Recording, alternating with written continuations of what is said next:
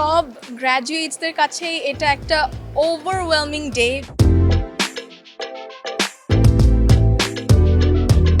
কালো গাউনের ঠেউ আর টুপির ওড়াউড়ি, দীর্ঘ পথ চলার ক্লান্তি মুছে আজ যেন এক নতুন অধ্যায়ের মুখোমুখি হবার পালা। প্রচণ্ড শীত আর হিমেল হাওয়ার মাঝেও ছড়িয়ে পড়ল উষ্ণতা। সাফল্যের দীপ্তিতে উজ্জ্বল হলো নিজেদের সেই চিরচেনা ক্যাম্পাস, যে ক্যাম্পাসে কেটেছে সুন্দর সব মুহূর্ত। কারো হাতে স্বর্ণ পদক, কারো চোখে আগামীর স্বপ্ন।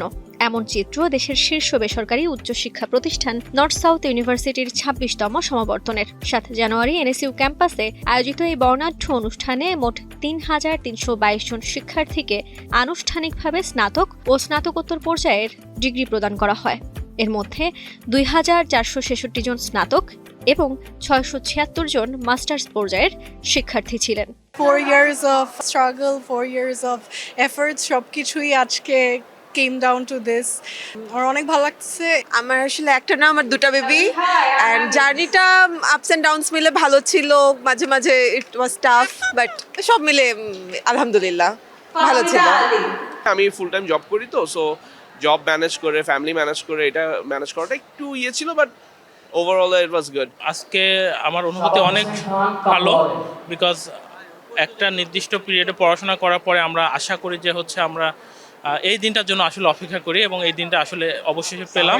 সব গ্র্যাজুয়েটসদের কাছেই এটা একটা ওভারওয়েলমিং ডে, বিকজ আমরা যখন ঢুকি তখন আমাদের মাথায় একটাই থাকে যে ডিগ্রিটা নিতে হবে।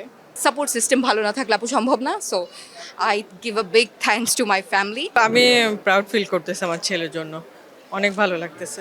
আজকে খুব ভালো লাগছে, কারণ সে গ্র্যাজুয়েশন কমপ্লিট করেছে। একমাত্র স্মার্ট সিটি বসুন্ধরা, আধুনিকতায় এক ধাপ এগিয়ে। পবিত্র কোরআন থেকে তেলাওয়াত ও জাতীয় সঙ্গীতের মধ্য দিয়ে সমাবর্তনের কার্যক্রম শুরু হয়। অনুষ্ঠানে কনভোকেশন চেয়ার হিসেবে যোগ দেন গণপ্রজাতন্ত্রী বাংলাদেশ সরকারের শিক্ষা মন্ত্রণালয়ের উপদেষ্টা। তিনি প্রত্যাশা করেন এনএসইউ শিক্ষার্থীরা দেশ গঠনে নেতৃত্ব দেবে। Graduates of North South University entered the world as a part of a community whose influence extends far beyond this campus and far beyond Bangladesh. NSU alumni hold leadership positions across business, finance, law, technology, development, media, academia, and public policy.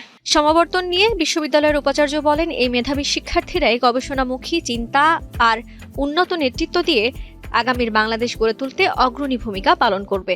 আমি আশা করি এই ২৬তম কনভোকেশনের আজকের দিনে আমি সকল গ্র্যাজুয়েটদেরকে শুভেচ্ছা জানাচ্ছি, এবং আমি আশা করি যে তারা আগামী দিনে বাংলাদেশের নেতৃত্ব দিবে যে অঙ্গনে কাজ করছে। ডিগ্রি প্রদান শেষে বিভিন্ন অনুষদের কৃতি শিক্ষার্থীদের গোল্ড মেডেল তুলে দেওয়া হয় এবং গ্রাজুয়েটরা ঐতিহ্যবাহী থ্রো ক্যাপ পর্বে অংশ নেন।